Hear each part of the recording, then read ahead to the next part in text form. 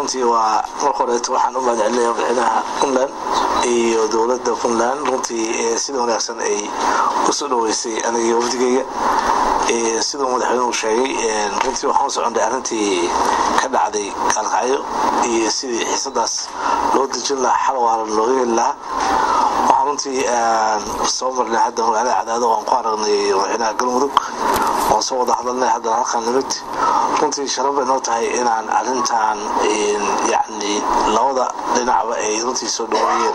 dadaalka loogu jiro in xal waarana la helo daris wanaagna runtii laga shaqeeyo saaqsuntii Kalkayo waddankan xudun bay u tahay hadda sawaxan oo imaanayna anaga waxaan ugu weynay 4 qodob runtii qodob wuxuu ahaa sidii colaad haday tahay af iyo haday tahay wuxuu ahaa hub iyo rasaas colaad nooc tahay sidii loo joojin lahaa oo loo soo afjar lahaa mid labaad waxa weeye sidii loo baabin lahaa duruufaha keeni kara dagaalka ee ciidamo loo kala qaadi lahaa mid kale waxa weeye in dadkii barakacay ay ka barakacay magaalada Kalkayo sidii loo wada shaqeyn lahaa sidii dadkaas soo noqonayeen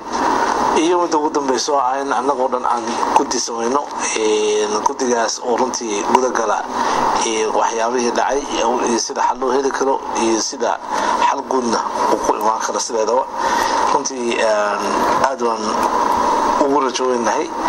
in maaragtay yani guul laga keeni doono waa kaba mahadcelinaya labada dhinacba runtii xakameyntii ay sameeyeen markii uu shilka dhacay kadib hadda waxay la tahay insha Allah hadda soo degnay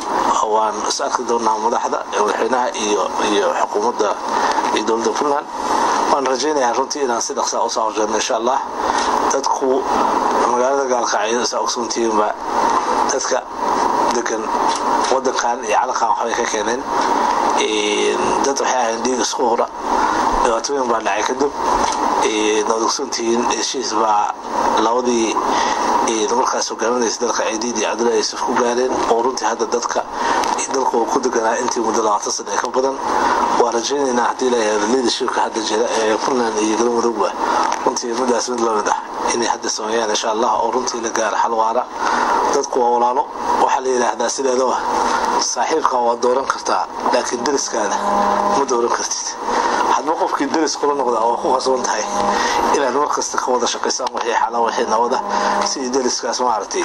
dadka caruurta ay u wada qoraan runtii ugu wada qoraan si nabada si kuwa faaxilaayeen marka runtii wixii hadal uu dhiban yahay waan ku madcilnaa kala sida loo soo dhaweeyay